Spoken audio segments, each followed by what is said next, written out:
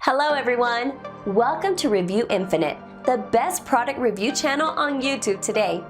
Today we're here again with another list of 5 best products on the market. These reviews are based on thousands of customer reviews and positive ratings. All the products are available on Amazon, and we listed down their Amazon links in the description. Check them out for their best prices and to know which one is best suited to your needs. So, cheers with the best one!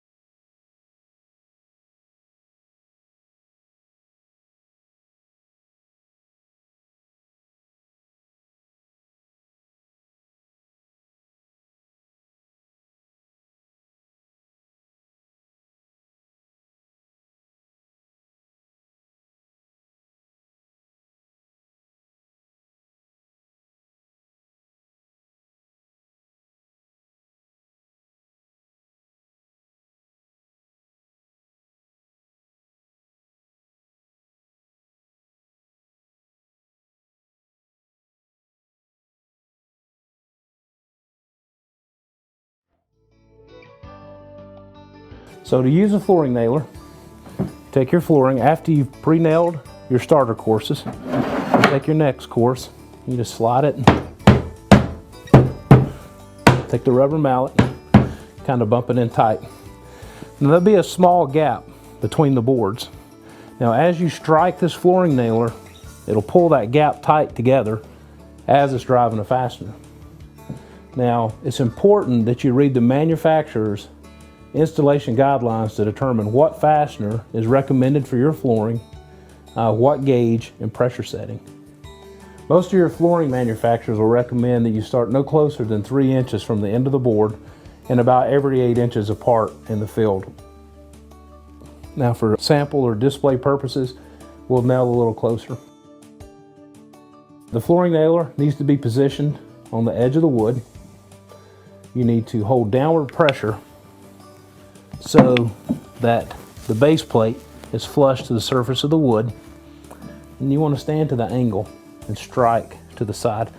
You don't want to stand over the nailer because you could cause some damage there with your hands, but stand to an angle. And some people put their foot on the back to hold pressure, but you just hold the nailer tight to the wood and then strike it. Now you can hit it harder if you have a larger gap, or you don't have to hit it that hard at all, but you can, just the weight of the mallet will activate the gun. But if you have a large gap that needs to be closed, sometimes you have to strike the nailer a little harder. Then you want to check and just make sure, am I nailing flush or countersunk? And we are, and they're good to go. So you just take it, set it here. Now, the 618 does not have a pre-finished flooring adapter, so it will scratch a pre-finished floor if it slides off. So it's important that you put the gun to rest off of the finished surface and then slide it into where you're going to be nailing. Don't ever sit the gun on top of your pre-finished surface. If it's unfinished, it really doesn't matter, but pre-finished, rest it out and then slide it into the wood, hold some downward pressure, and just drop the mallet. Just bump it in.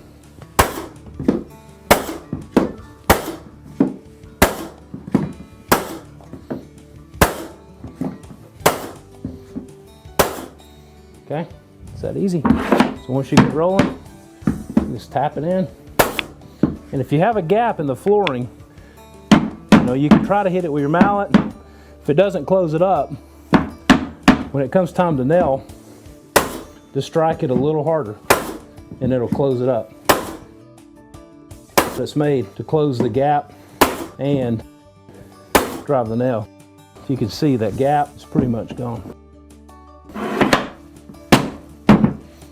Here.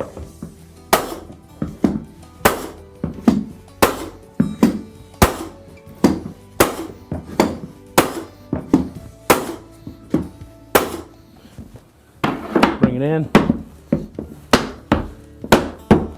See, this board is warped, so we need to start at one end and strike it, hold it flush, hold some downward pressure, and just strike the flooring nailer.